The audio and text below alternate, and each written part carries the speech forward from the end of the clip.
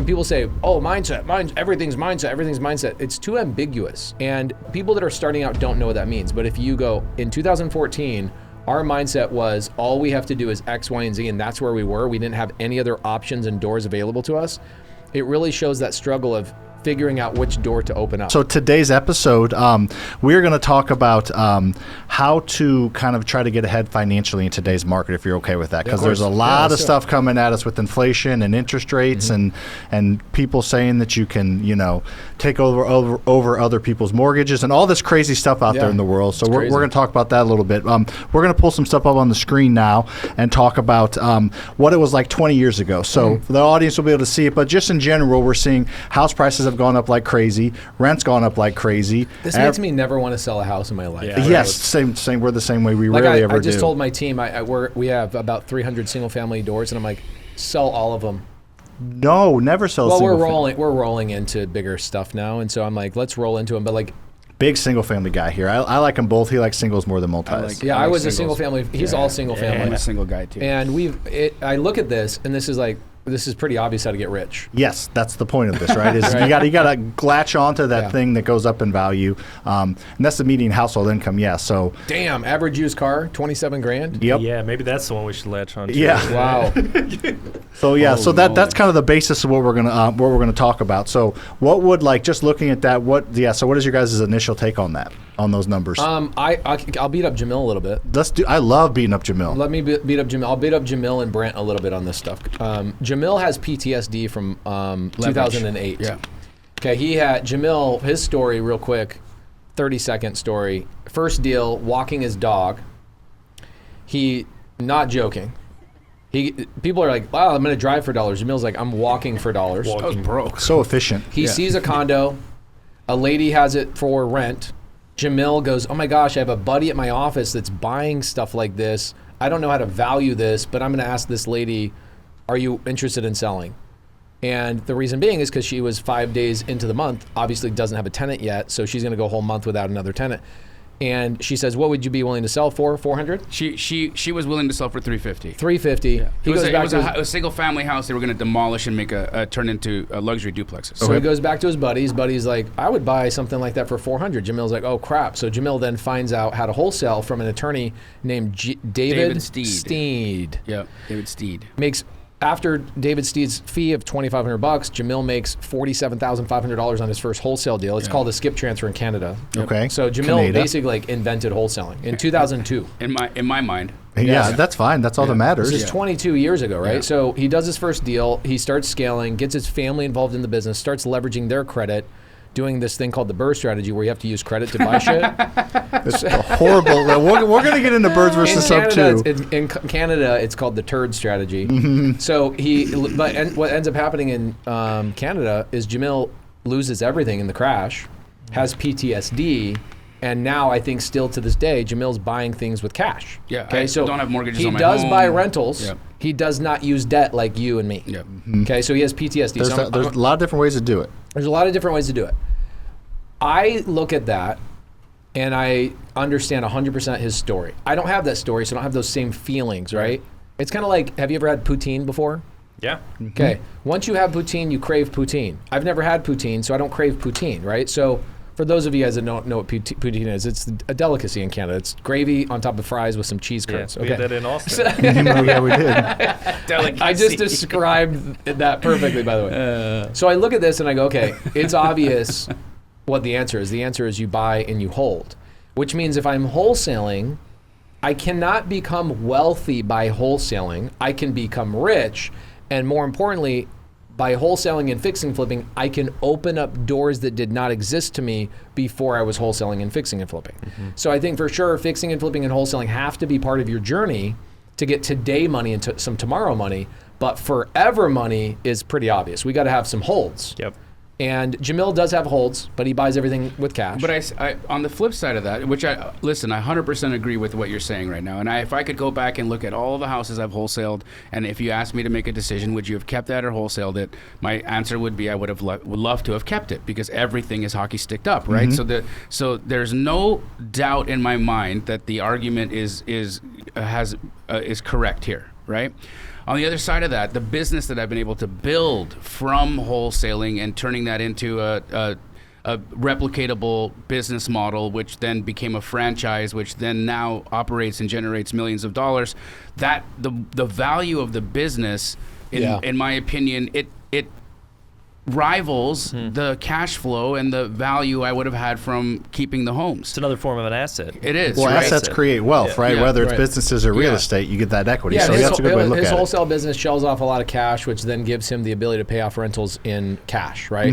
He's anti-debt, which I can understand why he is. Because he looks kind of like Dave a little bit. Yeah, a little bit like Dave. Yeah, a little bit like Dave. Just a little. He's a little browner than Dave. A little bit. He's a little bit more A suntan. little more hair. Not quite as aggressive. Way more Canadian. He's way more Canadian. Dave probably doesn't sunshine his butthole either, I would guess. You know what? That Or dude's got to be anything. in some freaky shit. Yeah, You know what I'm saying? probably. So I look at this and it's obvious. The answer is obvious. You hold stuff, right? And then you're refinancing and pulling cash out as it goes up. Let's say rates go down, right? So I'm caught in this weird world right now where I've got 300 single family, 1,500 multifamily. And my single family properties, way more management, way more issues, but it's good because I have a management team. Yeah. I don't know one tenant's name. I don't know most of my addresses anymore.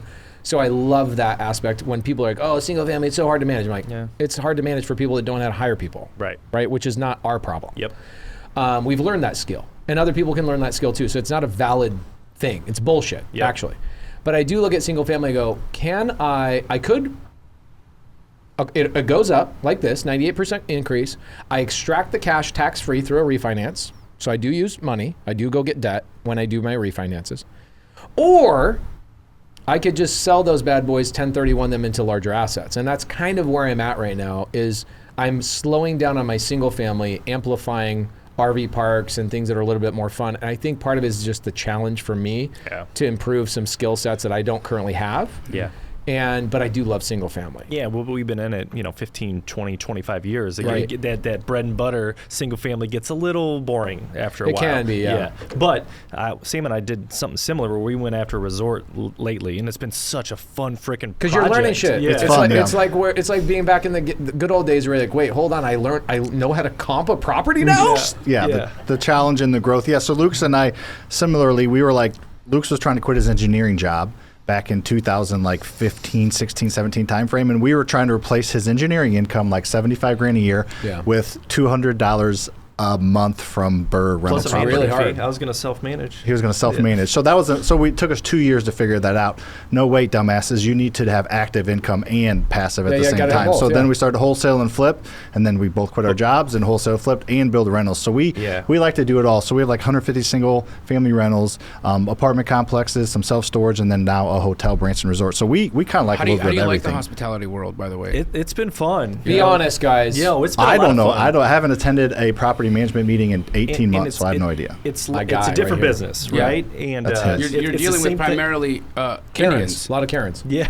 Well, and then your colleagues or your contemporaries are the Patel family. Yeah, so many the Patels. Patels own like 94% of the hotels in the United States, which is an insane number. That is an insane number. Holy cow. But yeah, we like it, but it's similar to the single families. You build out your team, whatever that looks like, or hire a team to manage it for you so you're not getting those calls. But what I do want to say about what you were talking about, Prem, so our first investment ever in 2014 was a rental because this was our idea. And I think, yes, it wasn't going to replace income, but it gave us that mindset of wealth, because I feel like people who started with wholesaling had a tougher time transitioning to I agree the mindset with of this. wealth. I love the idea of it because we wholesale a shit ton of houses too, but it's hard to It's pass like you're up. trying to tell a crackhead to open a rehab center.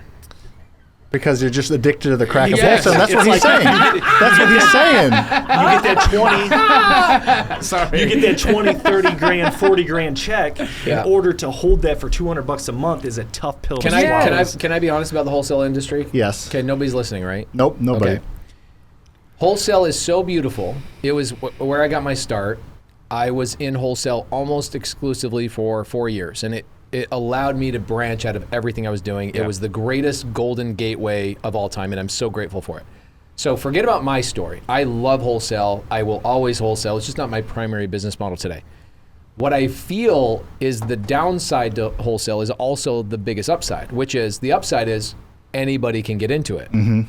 and they can go get a wholesale deal today, right? Like even Jamil and I have this really cool thing we're working on in January where we've got the Attorney General of Utah, Sean Reyes, partnering with us on getting 15 people off the street and teaching them how to be wholesalers in less than 10 days. That's amazing. It's insane. Like what we're doing, we turned down our A&E TV show just recently. They ordered 30 episodes. We said no. Really? We're going to self-produce our own TV show where we're going to go show people how to change the world. We want to do the real thing. We want to do the real thing. Like everything they do is bullshit.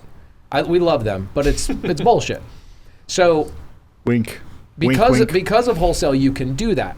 And you can take somebody that has mental health, suffering from addiction, suffering from being unhoused or homeless, aka homeless, and we can get them, I can guarantee you, we can get them a deal within 10 days. Working with them only 2 hours a day for 10 days. That's the magic behind wholesale. Mm-hmm. What's the downfall to wholesale? Well, the barrier to entry is so low that you could literally have people on the street coming in and learning how to wholesale. Yes, but what does that translate into? Is that people don't have any skills outside of, okay, now I can get a deal. You don't know how to manage your money. You don't know how to, allocate for taxes. You don't even know what taxes are. You don't know who's the next person to hire. You don't even know that you should hire. So a lot of wholesalers get stuck in this 2-year grind and then they fizzle out and they go, F real estate, this sucks. Because they get addicted to that monthly cash flow. And nobody's teaching them, hey, allocate 20% of your money to future hires, go delegate, do this. They can't even attract quality people. One thing I can say about you guys, a lot of things I can say about you. You attract some really damn good people. For real, yeah. That doesn't come from just any old gig off the street, if you know what I'm saying. You got to earn your keep. Yep. Right? You got to regulate. Got the regulators. What ends up happening with the wholesalers is because they lack the basic skills of running business and they going to engineering school and understanding how to function an Android, like all of these skills that are actually pretty challenging. They're leveraged into understanding and planning properly. Yeah. So the wholesalers that I'm talking about, they come in, they go, okay, great. I'm anti-license. A lot of agents or a lot of wholesalers are anti-license. I don't want somebody telling anti-authority. Don't tell me what to do. Right. Very wholesale minded, right? I can tell you line up a bunch of real estate agents and wholesalers. Could we, just by looking at how they dress, how they do their hair, could you pick out the agents and the wholesalers out of the bunch? 100%. Okay, so it attracts a very specific type of person. So they get caught in this whirlwind of wholesale is this drug and they don't know how to get out of it and they fall out of it. Yep. And what was cool about the way you guys did it is you did it in a lot of ways, the more non-traditional route, which is let's buy a rental. Oh shit, that's not going to pay our bills, so I can quit my job. Yeah. Where's the active income? Yep. And then you started digging in. You found the crack after you hid the marijuana. For sure. The good stuff. Well, no, they were building their rehab centers while they were smoking crack. At the same time, it's like a self-fulfilling ecosystem. Yeah. No, I think You're we like, bought I know I'm going to need this one day, so I might as well build it now. And to actively that sound is very accurate. How do you know that sound? Yeah. Well, He lives in He used to live in Calgary. Oh, bro. yeah, I could see that. I get it now. Besides St. Louis, it's the crack method of the. Actually, I think Jefferson County, south of St. Louis, is the. I think that's the meth. The meth. That's meth. Sorry, we're more meth here. Really, more meth? You guys higher haven't gotten class. the fentanyl and stuff yet? Oh yeah, no, definitely Fentanyl's been opioids crazy. as well. Yeah, it's So scary. my point to this is, you guys have other skills that you were able to go, all right, how do we build an active income business and treat it like a business so it can shell out active income, pay the bills, quit our jobs. That's what's beautiful about wholesale. Wholesale is going to pay my bills today. Rentals are not. So when people come into my community or join what you guys are doing, I'm sure you guys are telling them, guys, your rentals aren't going to pay shit for you for 5 years. Especially with the BRRRR method, especially with today's interest rate. Yes, it's really hard. So not so much with creative finance. We kind of dominate at all times. But the point is, even then, even if it's cash flowing $400, $500, $600, even after allocation of CapEx and all these things, still that's not enough money to survive on until you get to 20 rentals. And even then, what happens when some catastrophic insurance rate pops up and you're in Florida or Texas where property taxes go up? You cannot count on that to quit your job. Yeah. You got to have that active income. And once you start using that as active income, you squeeze everything out of the business and you're not able to scale. Right, you're not able to scale. What you guys did really intelligently is you also turned on your floodgates of now you get to cherry pick your own deals. And that the model you have is what everybody that's doing the BRRRR strategy should do. Because I think people that go direct agent, he's not full direct agent. He's got probably the best model in the country. He goes to guys like me who are like, I'm acquisition heavy, I'm direct to agent, and I'm direct to seller. I get the contract. Jamil goes, hey, yo, I got a buyer for that. Yeah. That's his model. Dispo. So he's really not even direct to seller or direct to agent. Jamil primarily is direct to wholesaler, right? He's having me go do all the hard work. It's one of the most beautiful models. You guys have such a great model too, because now you can cherry pick, you have flow, and you don't have to rely on real estate agents to bring you a deal. Because that deal you bought in 2014, where'd it come from? On market from an agent, guaranteed. Oh, for sure, yeah. Everybody that does the BRRRR strategy, you're lazy sons of bitches. Yeah. And except for the way you guys are currently have your model now, which is you control your pipeline. Most people that are learning from the BRRRR strategy from Bigger Pockets, praise to Bigger Pockets. I've got a best-selling book with them. I love them. But they're doing that model, which is let me go to agents, pay retail for shit, hoping I can do an improvement, hoping I can get some of my money out of the deal. What you guys are doing is getting way better deals because you're direct to seller, you're working relationships with agents, you're not relying on the MLS entirely. And then you can wholesale and fix and flip because you have the pipeline to pick and choose from. We just go find a deal and then we figure out the best exit strategy. Yes. We have a pipeline for wholesaling, fixing and flipping, keeping as a rental. So it boils down to just go find a deal. Is all that, and you figure it out from there. It's the Cowboys and Indian model, okay? I Cowboys and Indian, but we'll say Native American, okay? Cowboys do what when they shoot a buffalo? What do? They go get the buffalo? They shoot the buffalo, they take the hide, they leave the carcass, Okay. they leave everything else. What does a Native American do? Use every piece. Use every piece. That's you guys. You guys are like, if we're going to go generate leads, we're going to use that lead every possible way. We've got 17 different buckets. Versus people that are just doing acquisitions on BRRRR or even creative finance acquisition, it's like, I have to find the perfect deal and I have no active income. It's really challenging, and you're gonna run out of deals, run out of steam, and that's what happened with the Cowboys. They killed all their freaking opportunities, and now the Buffalo basically went extinct. You guys are very smart. I love your model. Thank you. And we are looking at, Lucas, talk a little bit about with this current like real estate commission thing and all that craziness going on with NAR, we're trying to use it as an opportunity to, we're talking about like changing it from, hey, we'll pay cash for your house to, hey, we're trying to revolutionize the home selling experience. You bring your property to us. We can list it for you if you want to go that route. We can pay cash. Shop. So just bring all your house, no matter the condition, to us. In all honesty, are you guys licensed by chance? Licensed agents? Yeah. Yep. So that's a tool in the tool belt, right?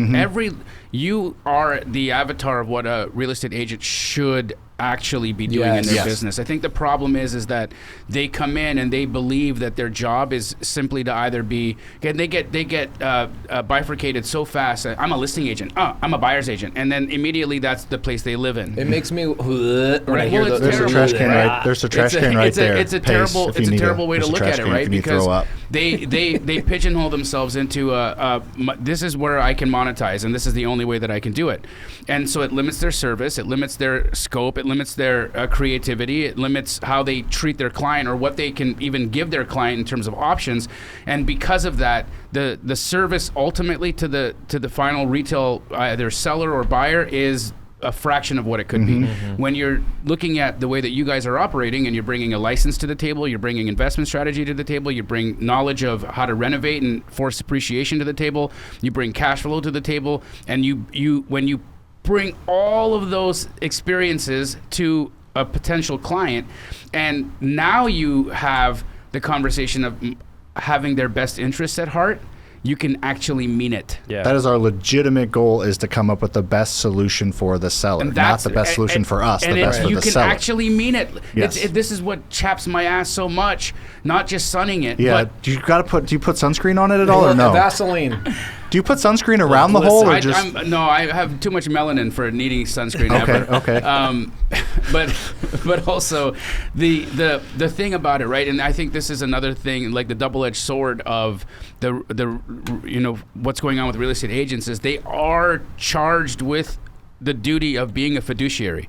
And if for those who are listening right now and you don't know what a fiduciary is, that means that you have a legal obligation, a sworn legal obligation to have your client's best interests at heart. Now, how can you have a client's best interest at heart if you only know how to service a client in one way? Yeah.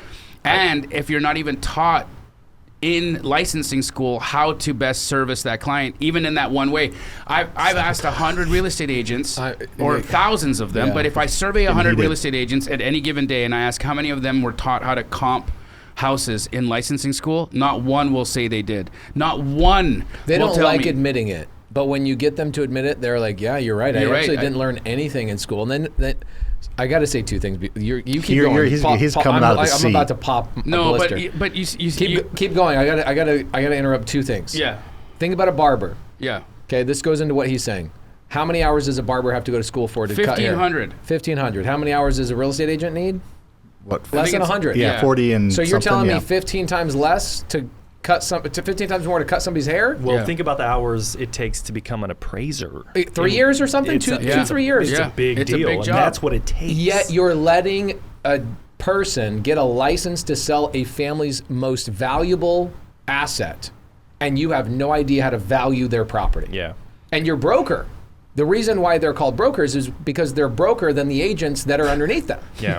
That's a legal description. That's the actual definition of it. Look that up in it. the encyclopedia, Yes. okay?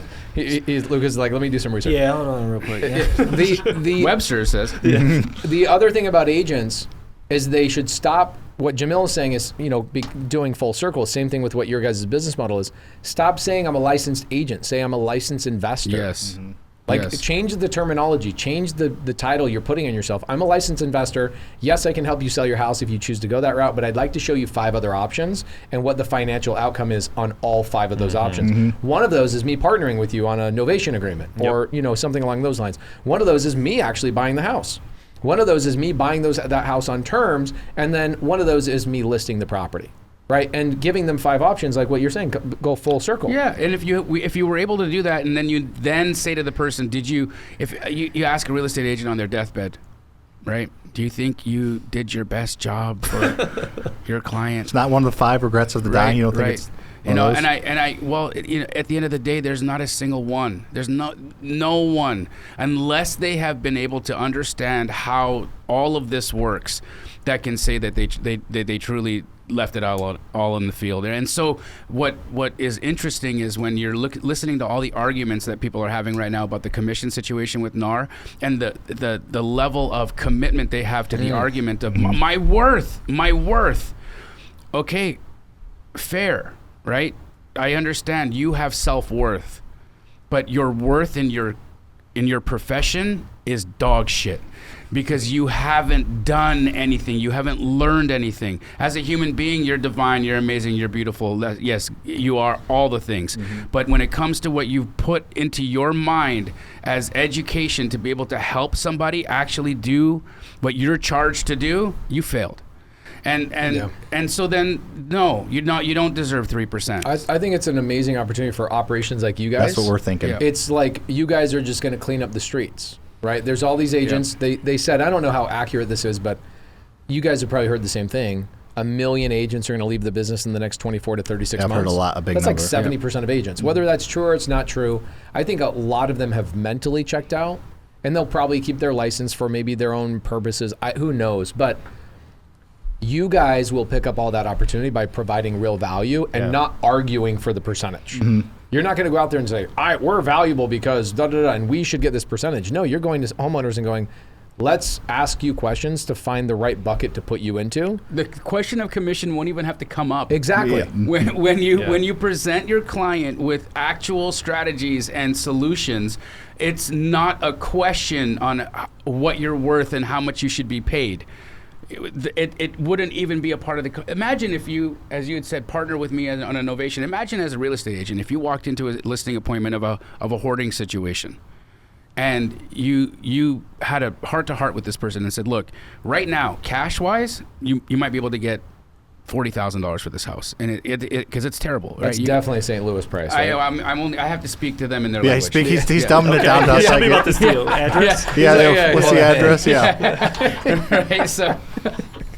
So sorry.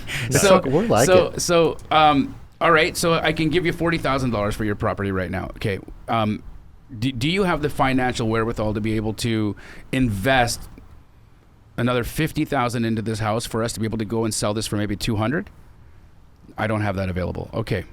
So renovating this home, because this house could be worth $200,000 if somebody came in and put a $50,000 or $60,000 renovation into this. I'm letting you know that. Okay, and you don't have that money. No.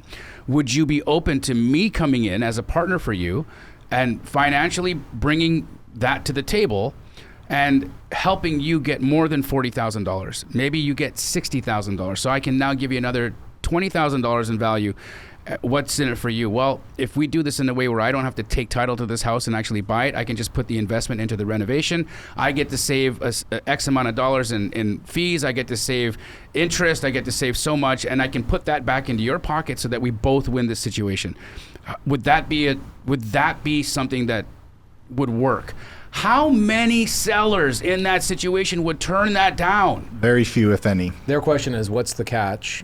Yeah. What am I missing? No other agent that came in here told me about any of these options. They just told me I need to fix the house before they list the property. Because they don't have the knowledge on it. And it's similar almost to, and you guys can speak to this world better than we can. We do some creative financing, but when you provide the solution, you don't really talk interest rates, right? It's just like, this is how much I'm going to pay you monthly, and the interest rates never really comes up. If it does, you can give them 1% or 2%, whatever, to make them feel better. So it's similar to where if you provide the solution, those little details aren't even going to come up. Yeah. Selling your house traditionally is already a complicated process. There's so much that goes, and this is just another layer of complication that sellers are going to have to deal with, agents are going to have to deal with, whatever. Jamil, question for you real quick. Sure. You buy houses from agents still? I do, yes. Okay, so what we do too, not a whole bunch, but like 60 a year we'll buy from agents. We love working with agents, but then also I see what the value that we can provide. How do you balance, working with agents versus like shitting on them and telling them, how do you balance that? So, to rewind you back to my origins in the business, right? I'm generally a lazy person. I'm just gonna put it out there, right? So I'm always looking for the most efficient way to get something done. It's the way I'm wired. And so when I looked at finding opportunities, I saw the real estate agent as the gatekeeper, but I also saw an opportunity to develop a relationship. Whereas if I'm going direct to seller, I got to talk to Susie, homeowner, and I build a great relationship, great rapport. I solve a problem. I give her, done. But that's it, right? I don't get to do another deal with you. Yep. I don't get to have take this time and equity built in goodwill and then leverage that for a future. Yeah. And so when we shake hands and you walk and I walk, it's the end of us. When I do that with a real estate agent and I invest time and energy into building equity into this relationship, and if I serve this relationship with honor and I do everything that I said I was going to do, I now have the opportunity to go back to that well and drink again. And they will let me because they enjoyed the process. Yeah. They felt transparent. They felt like everything that I said happened. Serve their client. Yeah. And so how I've been able to really balance that in the best way is once I do a few deals with a real estate agent and they start to understand what I'm doing, and they look at a settlement statement, they look at the commission that they got paid, and they look at the settlement statement, and they're like, holy crap, this guy maybe did double or triple what I got in my commission on this, especially on the lower priced homes, right? Yeah. When you're talking 3% of a $60,000 house, it's not an exciting amount of money. Yeah. But when you talk about a potential $10,000 profit on a $60,000 house, well, that's very exciting to a real estate agent, right? So when they see that and they're like, okay, scratching their head, how? So what I've done is I've said, look, I'm not in this to make all the profit. I'm in this to actually do two things. One was open your eyes, and two, do this with you over and over again. So how about we do this? Instead of me just having what I have and you have what you have, why don't we just combine it all? And at the end of the deal, before we settle up, before the deal finally closes, I know what my profit's going to be. You know what your commission's going to be. Why don't we take both those numbers, add them up, divide them by 2, and split it? Now what's happened is this real estate agent saying, holy crap, I'm participating in this deal. I've become a principal in this situation. It's what Bethany did for Pace. She opened his eyes and said, you are a service provider, friend. You are not a principal. You are not in real estate. You are as replaceable as anybody else. All I got to do is Google you out of my life. And when you can make a real estate agent understand that they have the potential or the positioning in those situations to be the principal, and if you allow them to share in that with you, those relationships, I have one agent. I just gave her a hug yesterday. Yeah, she's amazing, right? She was in the office yesterday. You were in the office? He goes once there. every couple weeks. Yeah. Yeah, sure. He's actually there more than me. Lately, I have been. We did a big merger. I brought in 30 other employees from another company we merged in, so I've been training. But the agent and I we've been friends for over a decade. Shout out Monique Walker. Shout out Monique Walker. She's incredible. If I only ever answered her phone calls, if I just decided I don't want to talk to Pace, I don't want to talk to Bobby, I don't want to talk to anybody, I don't want to talk to my mom, I just want to pick up Monique Walker's phone calls.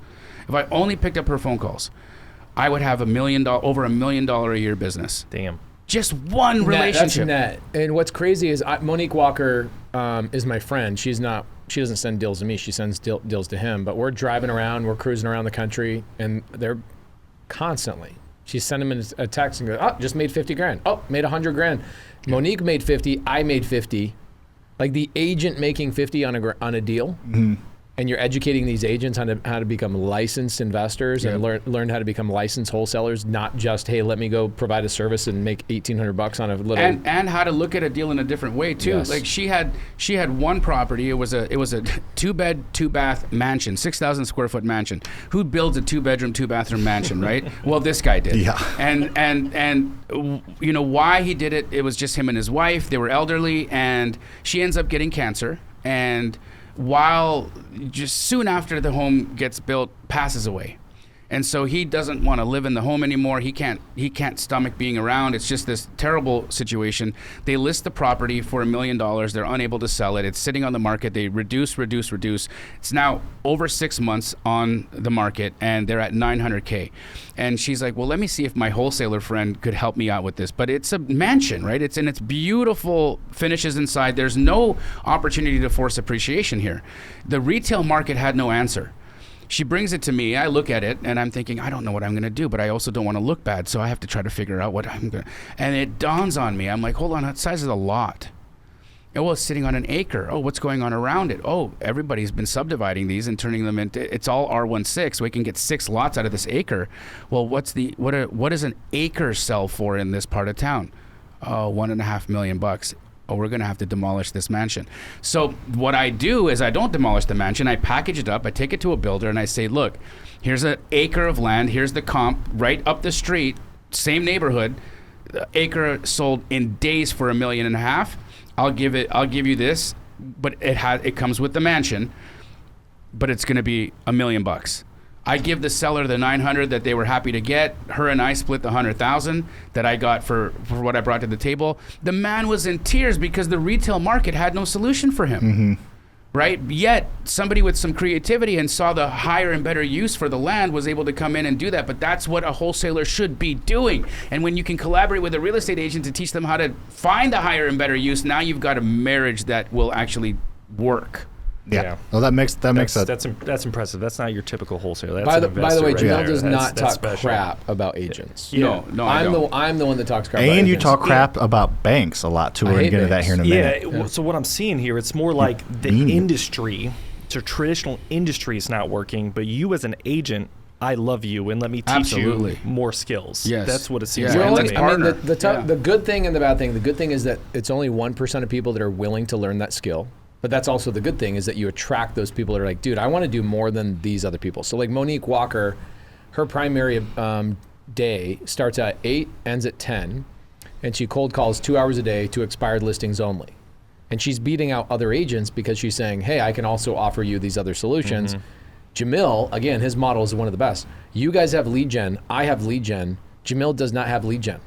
He has agents who have lead gen who just tee him up. Lead sources. Yeah. He has lead sources. Well, I did the math, right? And I said, okay, look, the average number of phone calls a wholesaler needs to make every single day to hit KPIs to do a business that's making 3 to 5 deals a month is 50 phone calls. So if the average wholesaler is dialing and talking to, not 50 phone calls, 50 contacts. Okay. If a wholesaler is having 50 conversations with a homeowner every single day, they can build a business within 90 days that will do 3 to 5 deals a month. That's if they are hitting outbound those numbers, marketing. Not outbound if marketing. you guys are doing inbound marketing, this is not inbound marketing. That's outbound marketing, right? So taking that and thinking, well, real estate agents who are good are also prospecting in the same KPI. Tom Ferry will tell you, call 50 expired listings a day, or call 50 probates a day, or call 50, whatever it is. Have 50 conversations a day. That metric, for whatever reason, holds. So I looked at it like, okay, well, if I deal with 50 agents who are each talking to 50 homeowners every single day, then the effective number of homeowners that I can reach by talking to 50 agents is 2,500 homeowners. The lazy man says my math works better. Yeah. Leverage. You're leveraging. I'm leveraging, right? Yeah. So that's just how I put it together. So apparently he's not afraid of leverage. No. That kind of leverage. Human leverage. We say there's three kind of leverage we talk about is OPM, other people's money, OPS, other people's skills, and OPK, other people's knowledge. So you're using other people's skills. And I think it just goes to show that any industry, there's like there's a reason there's a top percentage. Whether you're talking in the education industry, there's a lot out there. There's not a ton of really good ones, or you're talking real estate agents or investors, whatever. They're just the hardest working people with the most creativity that actually value other people's solutions are going to win every time. Every time. No matter what the industry is. Yeah. So tell me why do you hate banks so much? Because I like banks. I mean, we have good relationships with banks, but I hear you call banks dumb a lot. No, I'm trying to prove a point. Okay. Right? It's kind of like when you talk to Mr. Beast, right? Mr. Beast says, you can't say, avocados are okay. I'm okay with avocados. Mm-hmm. You have to say, fuck avocados. Or I love avocados. Or I actually fuck avocados. Yes, that actually would work really Either really one, well. yeah, smooth. So the point is, you can't when you're trying to send a message, you can't go, well, hey guys, banks are okay. Da, da, da, da. You're trying to prove a point of, I don't use banks. Yeah, I So I have to say these things. So when do I use banks? I use banks when I do my refinances. Mm-hmm. And last time I did the BRRRR strategy, intensely was probably 2019, 2020. We would do 20 to 30 a year. It's a lot easier than it is now. Yeah, it's definitely challenging. And that's one thing I don't love about the BRRRR strategy. I don't think, and this is where the argument will come in on the BRRRR strategy, I don't think the BRRRR strategy is for beginners. Okay. I think, let's take a beginner in my mind. I come from the wholesale world. That was my first entry and foray into real estate, was wholesaling, right? Mm-hmm. I look at the average wholesaler, they're living in their mom's basement. You know what I'm saying? Like, that's a beginner to me. Mm-hmm. Whereas in your mind, an engineer with a good job is a beginner. Got some credit. Got some credit, right? So two different worlds from beginners. So my argument is the average beginner I do business with and that DMs me on a daily basis, like, Pace, how to get my first rental. I'm definitely not telling them to go to the BRRRR strategy. I could see that. Because they need not just one loan, right? They need the hard money loan. This hard money lending company, who is freaking awesome, is like, well, we need to see $10,000 seasoned money. Are you kidding me? Mm-hmm. These wholesalers that I talk to on a daily basis don't have 2 pennies to rub together. That's why wholesaling is appealing to them. Yeah. Then they don't have credit. Maybe it's bad credit because they got a credit card when they're 18, they never paid it off, and they've just been sitting there. But people from your world of engineer, I went through college, I'm the bigger pockets crowd, right? I'm corporate, I hit bigger, like typical bigger pockets crowd is, I've gone through college, I've gotten a degree, I have a good job. What am I going to do with all my money? Yeah. That's our avatar is like usually like 25 to 40. They have a job, they're starting a family, they've maybe got a promotion or two, they're like credit worthy, decent. That's like our following, that's our community, and it's like, hey, I don't want to do this for 25 more years. What's a solution for me to have more financial stability and control? And that's the following that I tend to attract because that's the content I put out, and that's generally the community that we've been able to build. Your vibe attracts your tribe, which is great. And so when I'm like, I'm anti-bank, I'm anti-this, I'm trying to attract the people who do not have what your clients have. Yes. Yeah. Or what I'm trying to do is I'm trying to get the BRRRR people that go, I did 15 BRRRRs, and BRRRR in my mind is not spelled with 4 R's. It's spelled with 3. Mm-hmm. Why? Because most people are not repeating. Well, we changed the last R to scale is what we did. I like buy, that. rehab, rent, refinance, scale. But I see a lot of people, not you, but I see a lot of people like, I get my money out every single time. It's like, no, I mean, I rarely got all my money out. I did get it out probably 20% of the time, but it's not happening a lot of the time, right? Especially right now. Yeah. So I look at it and I'm attracting the people who are like, I've done the BRRRR strategy, I've got a lot of momentum, I now have $5 million in my portfolio. How do I now take off to the moon without putting 30% down? For sure. And I also have to make fun of hard money lenders, and I have to make fun of lenders. And anytime something bad happened to me with a lender, like I had a lender go, hey, we'll do an 80% LTV. Cool, let's do a loan. Get down to closing, oh, hey, this changes, this changes, this changes. Oh, the rate's a little bit different. And I'm like, I'm going to tell that story for the next 7 years to prove a point that creative finance does not have those problems, right? But I do love banks. Yeah, okay, and good. I love doing clear that up, refinances. everybody. He loves banks. You have to have relationships with banks. Talking to the hard money lending company, I learned something today. This is what's so freaking cool about real estate, dude. You learn something new every day. Every single day. Right? You just have a natural curiosity, and there's people that are like, I came from a horse farm, and I did this, and I did this, and they know more than I do about certain things. It's so freaking cool, right? Being able to hang out with cool people that are doing the business. But she's saying, yeah, we're borrowing money from local credit unions, and we're leveraging that money at 8% to arbitrage at 14% with 3 points on the back end. And I'm like, oh, what a great business model. I'm not doing that. Love that. Tell me more. Yeah. So banks are so valuable in that sense. And then also, I can't do my creative finance strategy without banks. Why? Because my exit strategy on a creative finance deal is going to be a refinance and extract that capital out in 3 years, 7 years, 11 years, whatever it is. Or maybe it's a 1031 into another property, and possibly on that 1031, I'm going to have to get a loan. You need a bank, yeah. You need a bank at some point. Yes. It's just, when you get started, do you need your first 100 doors to have a bank involved? No. Yeah. The other aspect too is that I have to clear up inaccuracy of something I had said. I don't not have any loans. There's one property that I have that has a loan on it. And Pace had the pleasure of watching me get the loan. I wanted to buy. His LA house. Yeah. I wanted to buy a house on the water in LA. Nice. It's always been a dream of mine to be oceanfront. And so, a few years ago, I had an opportunity to get a really good deal on a house in Los Angeles in Marina Del Rey, and I wanted to get, and it was cheap money. It's COVID time, right? So I was like, I'm not gonna just put cash down on this thing. I gotta get a loan. So I do the 20% down, and I'm going through the process, and I make a lot of money, right? So for me to be able to qualify shouldn't have been a hard thing.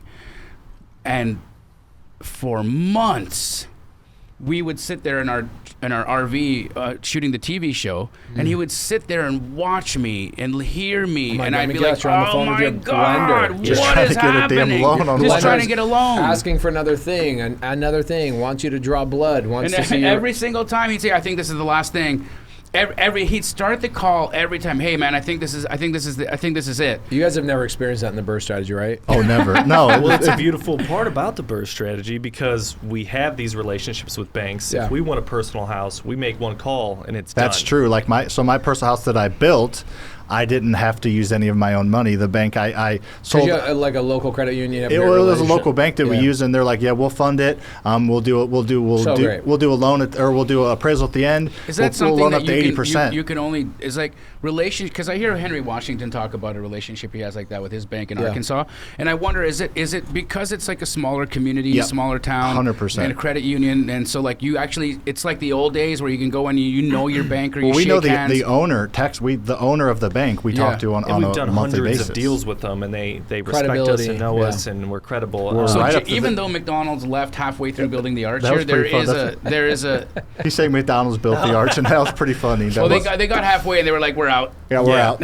But we wanted to get a personal beach house out in Florida, and we went like the more traditional route, kind of spread our wings to financial institutions, and it was a nightmare, dude. It's so hard. I think most people that are experiencing that, like jumping into the burst strategy without the right framework, that's what they're struggling with. Is like, oh my gosh, it's so challenging, and they're also relegated to I'm only buying on market, and I don't mess around with on market. He loves on market. It's up.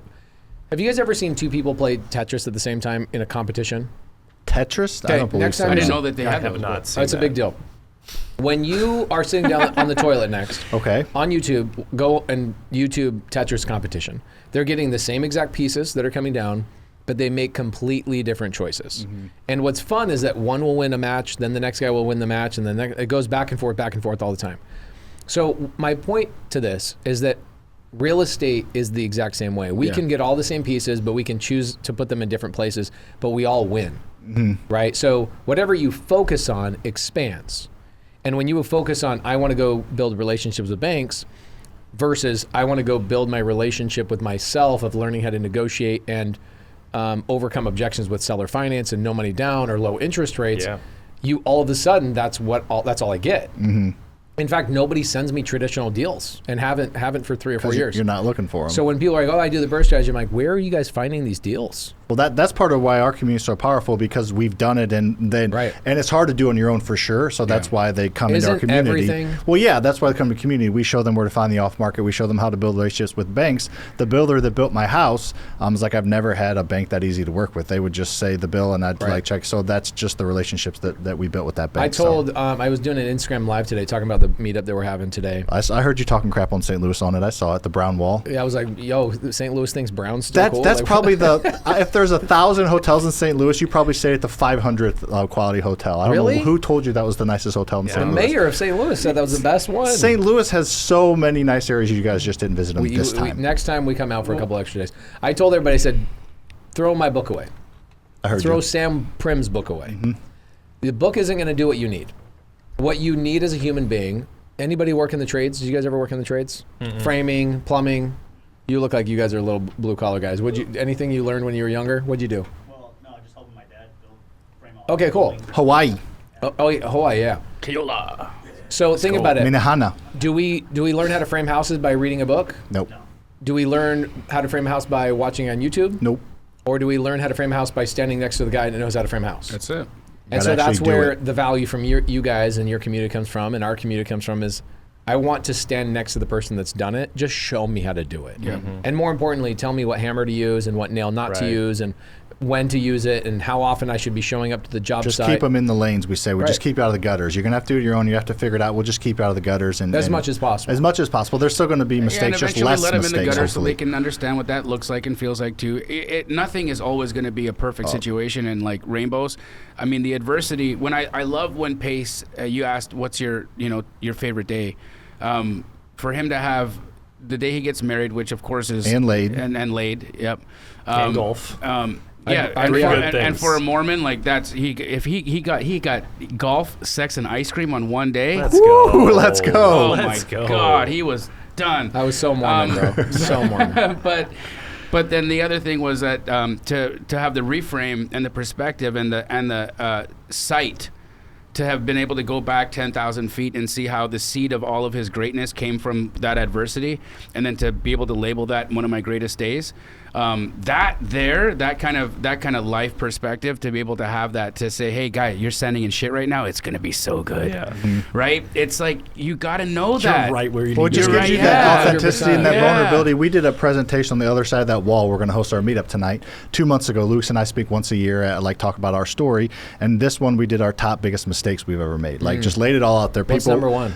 The biggest one we've made is not raising enough money on deals. Like this hotel conversion we did, we raised like how much money? Like $700,000. And you should have raised 1.2. Yep, about right. And then with the 42-pack of houses we bought, we raised how much? $450,000. And how much did we need for that? About 1.5. So it always takes longer and costs more than and you think just it's way gonna be. more. So we were like, even when you're experienced. I know. Oh yeah, even when you have just vetted happened. contractors, They you're just like, happened, and $2 million short. We're coming out of our pockets. We're trying to squeeze. You can't keep track of the money. It was a nightmare, and we did that whole. And we talked about how we, didn't raise enough money, and we just laid it out there. People are like, I can't believe you told us how much you screwed up, but we feel good that you told us that. We had 3 private lenders come up to us that we've never met, say, hey, I'll give you money, because we showed them that we screwed up, and it happens, and we learn. The honesty, but then also the capacity to like see the mistake, or to see the error in calculation and be like, well, that's totally fine, and then to own it, and then and still thrive out of it, right? How many Ponzi schemes do you think started a Ponzi scheme?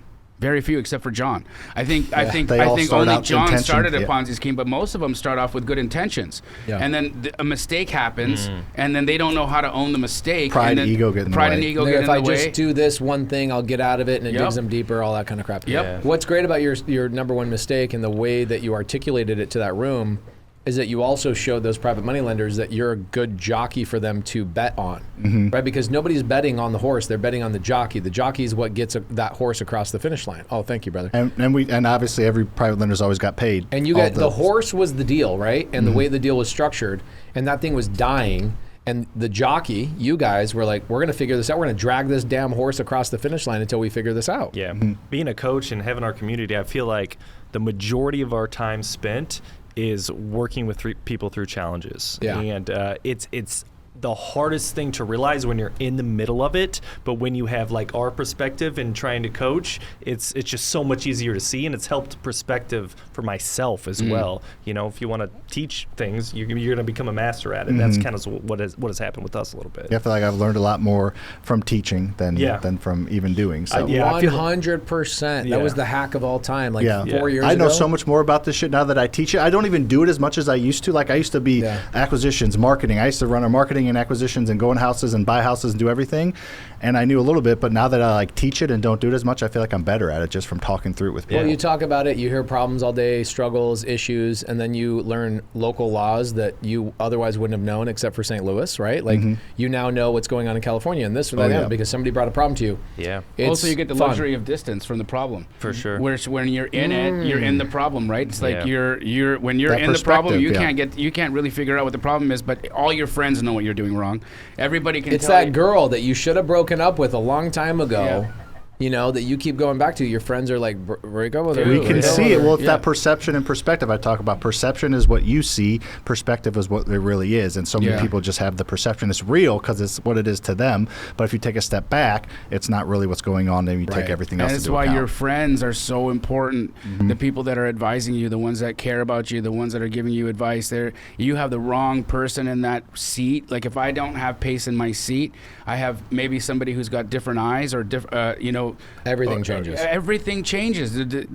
Because you do need that board of advisors. You do need the friend who's going to give it to you straight, who's going to tell you, and you know how many inspire you. Like how many goes both ways. How many things has Pace taught me that have been like groundbreaking, game-changing, life-moving things for me? So many. I mean, I can't even count, right? And to Pace, he's probably just being Pace. He like, is. It's not like he thinks of he's just being himself. I'm not like, how do I be more strategic? Exactly. Yeah, how do I? You're just giving him your It's the genius that he has that I don't have, but right? you have that he has the same people thing as well. It's the yin and yang of a good partnership, good friendship. And, 3 weeks ago, I have a buddy of mine that flies in to do baseball tournaments for his kids. Stays at my guest house. Goes to dinner with me. While he's at my guest house, we sneak away, kids, wives hanging out in the backyard, and we sneak away. We get a couple hours together. And he's telling me about like his biggest issues in his life. And to him, they're big issues, right? I've got this $200,000 problem. I'm trying to do this, that, and the other. I'm a business owner. What do I do here? I left that meeting. Now, this is a guy that in high school and for 10 years after high school, I looked up to, like, one day I hope to get to your level. Now having conversations with him, I drove home from that dinner going, do I deserve the life I have? Why am I so lucky that I have all these things? I should have more problems like this guy, and this is weird. And I start having this whole molding of my personality based on the proximity of somebody who has a different frequency than what I'm attuned to. And I'm starting to question myself. And this next couple of days, I fly to LA. I speak on at the Aspire Tour. And David Stern's, you guys know the guy, the undercover billionaire guy? Okay, this dude's a legit billionaire. His house is a $100 million home. I go to his home. We have a 60-person dinner. He spends $300,000 on dinner. When you walk in, flower arrangement was $80,000, right? You walk into his home. He's got the stern of the ship that saved the people from the Titanic. Wow. In his lobby. Like you walk into the lobby, he's got money. He's got money. Over under. He's got money, right? He sold his lending business to Blackstone for $3.2 billion. They had him come back for 4 more years. He resold another 18%. Probably for a lot of money to come back. $3 billion. Yeah, okay. So he's worth about $6 billion. Kept it, super smart guy. And I'm sitting there having dinner now with 60 other high-level people. I leave that dinner going, I'm not doing enough. Yeah. What's going on with my life? Why am this? And I need to be more efficient here. I need to hire another person. I get home and I hire this guy, a kid named Nathan. I hire another person named Jade. Literally within 3 days, I'm like, I'm hiring these people. I'm filling these spots, and the constraints in my life are being solved. Boom, immediately. And we all have that. So I have to protect my energy. Dude, I'm a weak man in a lot of ways. And so my goal is to be around other strong men so that that iron sharpening iron really, really does something. And your students feel it when they're around you. Sure. And I feel it when I'm around you guys too. I'm like, I go home, I'm already inspired to do things different. Yeah. I pick up little shit. You know what I picked up in here? What? It's little stupid shit. My camera guys run our wires down. You guys run yours up. I don't know why mine are not being ran up. Something simple, yeah. Something simple, right? Collaborating with people to the smallest degree all the way to the highest degree. It's why these relationships are so important. It's why people should have mentors. And Jamil's my mentor. You guys are my mentor. Like, I watch what you guys are doing. And this is the freaking cool thing about this industry, dude. We get to all, like, help each other out. It's the coolest Let's do thing. it all together. Ready? Boom. St. Louis in the house. St. Louis is the best. Yeah, we say pretty often environment over location, and we, that's great. Our main environment here is this office. We bring in the highest talented people we can, and we protect this building at all costs. Period. Well, you have to. It's St. Louis. Oh, stop exactly. it. He's not saying from physical violence. Yeah. But I mean, that's one of the reasons why that man right there moved from Hawaii to be in this room. He saw me on TikTok. He got involved in our first little 8-week, 10-week course, and then he just picked up his whole family, moved to St. Louis, worked for Faster Funds for a while. Now he's got 40 rental properties. He's the main coach of the program, and he moved his entire family to St. Louis on a whim to be around. Yeah, we have the Pretty same cool. we have the same thing that goes on, and I'm not trying to compare or one up you guys. No, I get it. I want to point out that there's very few educators that have that going on. Mm-hmm. Okay, so we have people that move into Arizona. They're picking up their whole lives. People are getting married in our communities, having babies, and all sorts of stuff. Do you know how many educators have ever told me what you just told me? Probably not a ton. You. Mm-hmm. Nobody else has ever told me that. I thought up until this moment that we were the only people that had people moving out. That doesn't happen a lot. You guys have created something special to the point where St. Louis. Yeah, especially think about Hawaii to St. Louis. How crazy is he? Nobody in your family was like, yo, dog. From paradise to dice. I know, right? Yeah, paradise to dicey. Paradise to a paradise. To a paradise. We get that every once in a while. We get our monthly meetup that we have here locally. These guys, we get Phoenix like that. That makes sense. Phoenix is cool. So they came for Phoenix. They actually came for Phoenix. He came for us. No, just kidding. But no, for real though, like your environment is over location is big for us because St. Louis isn't the coolest city. We get that, but the environment is why we're here, not the location. Here's something else I got to give you guys credit for. There's people. Starbucks. Yeah, you do have Starbucks. You have people around the country that will say, "I'm going to move to Arizona." And I will ask, why are you moving to Arizona? Well, I want to be closer to the community. I'm like, well, we have 20,000 people nationwide.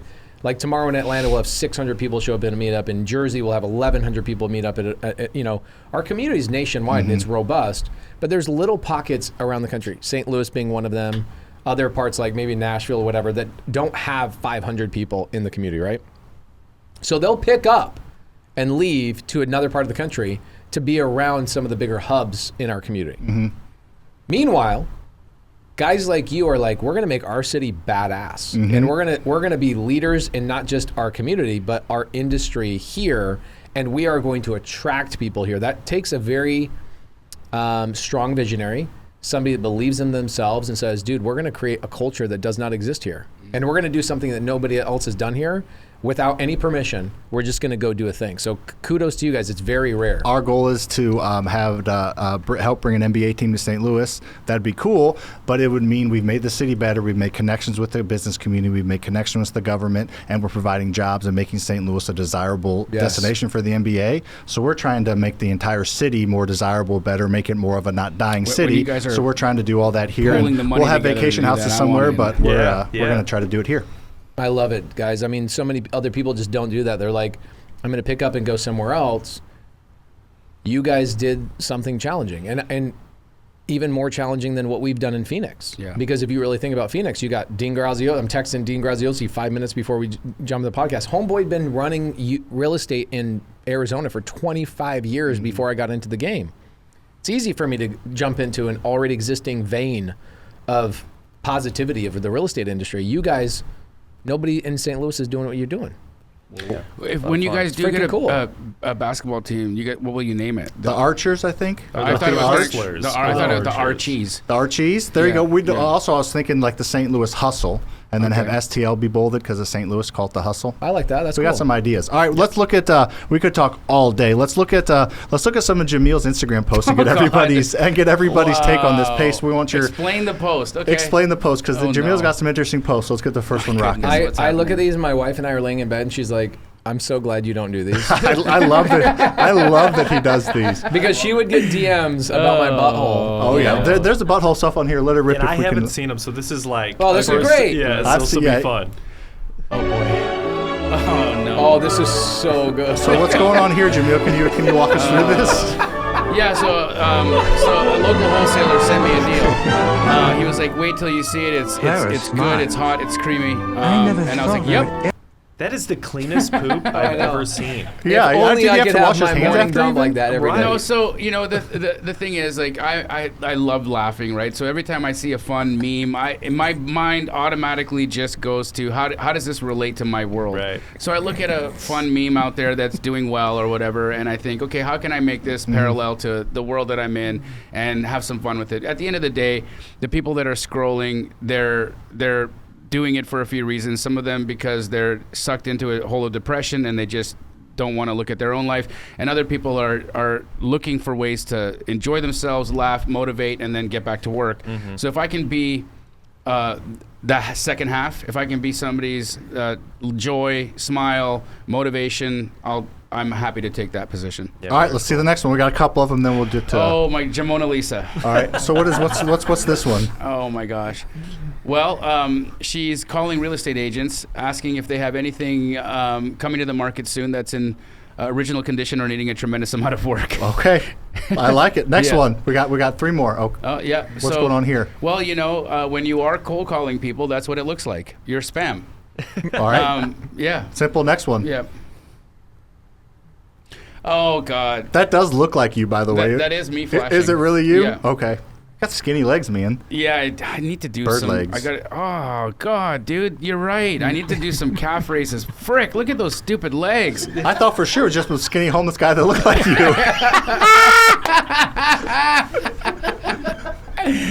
Oh no! So I'm shooting a new ad. Basically, how I feel the space of wholesale education is it's literally a guy in a parking lot walking around people like, hey, you want to learn how to wholesale? And he's got some direct mail and a couple of watches. a couple of lists in here, and it's he's about as skilled as this guy is, and so that was just the point of that. All right, let's look at the last one. Then we're going to get into Would You Rather. Then we'll roll out of here. All right, last one.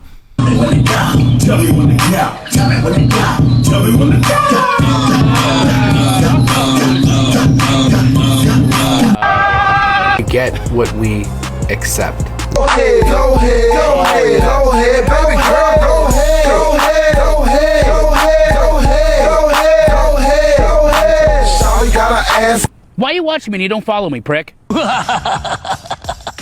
Look at you two. There you go. So that was just a little montage for you. That's fun. Thank you. Yeah, awesome. All right. So we like to play a game when we round out our show of Would You Rather. So we're all going to answer. So Would You Rather. All right. So me and Luke go back and forth. There's 3 of them. So would you rather get 100% chance of winning $10,000 or a 1% chance to win $1 billion? 1% chance. 10,000. Really? Yeah.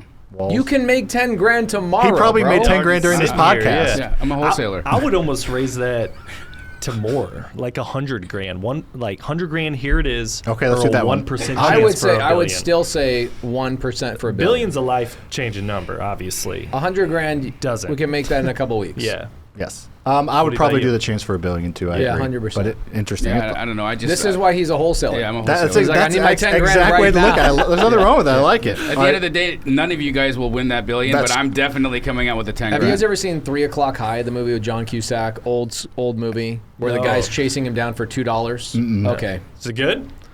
It's a classic, bro. Bro, I'll Oh, watch I it. mean, we're First we're time I ever made millennials. out You with guys a are girl. millennials, either, right? Tetris, 3 o'clock high. 3 O'Clock High, way Right. up here. Okay. Okay. All right, you got the Gen next. X. Go watch that. It's You got the next one, phenomenal. Walls. Yeah, man. It's one of those movies you watch with your wife. It's good. All right, cool.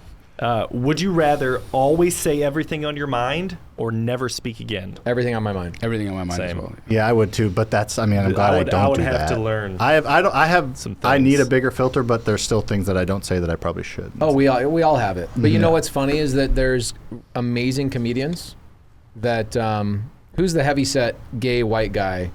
But a handsome Bobby would know. James? No, he was on. He just was on Diary of a CEO a couple days ago. Oh. Anyway, that guy has zero filter. He just says everything. at some point people just go, this guy has no filter, and you you're okay with attract it. that, you know, and they're okay with it. In fact, it's endearing. Yeah. All right, Lucas, get your last one going. Last one. page. All right. Would you rather have your first child at 18 or 40? Your first child. My first child, 18. Get it out of the way. I'm 41. I'm still having kids. Yeah, I was going to say, but that's not your first one. But yeah, so My first one was at 35. really, Yeah. We tried for a long time. I have a non-biological son. He's still my son. He's my boy, and I got him when I was 24.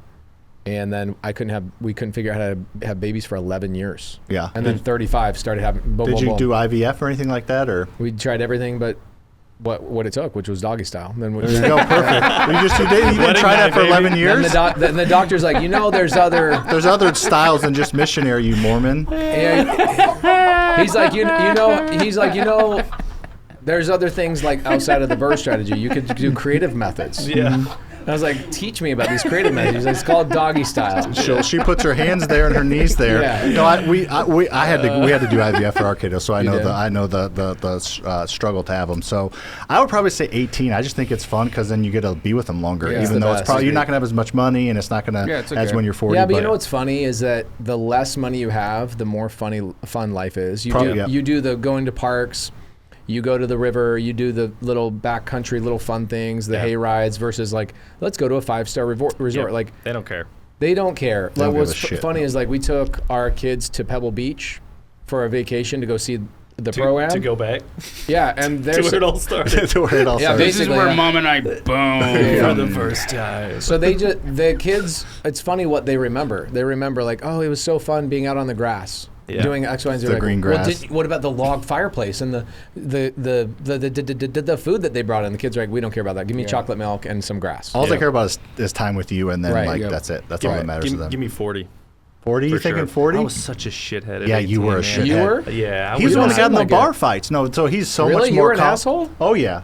I wouldn't say an asshole, but I did not have my life together enough to be a father. There for was- sure. so we I feel were- like I could okay. be just more attentive in time when I'm 40. When I get Yeah, So I could that's, see that for you specifically. There was a time we were at a bar in Columbia, Missouri at Mizzou, and we were just visiting because we went to Springfield, and Lucas tapped me on the shoulder, and he said, you ready? I was like, what? And he took a guy, and he threw him over a table. Wow. And then, like, that guy punched Luke, then I punched that guy, then I got punched, we got kicked out of the bar. So, like, that's the guy that Luke had was. to work through a lot of demons, bro. Yeah, so but he's there now, but he used to be kind of a psycho, aggressive. I'm still a psycho, just in a Yeah. good way. Yes. In a good way. He's channeled his You're psycho. addicted to deals now. Exactly. Building a business. Building a business, creating wealth, helping other You people. beat That's our down psychoness poverty. now. Let's go. Let's go. Yeah, you beat them down. Cool.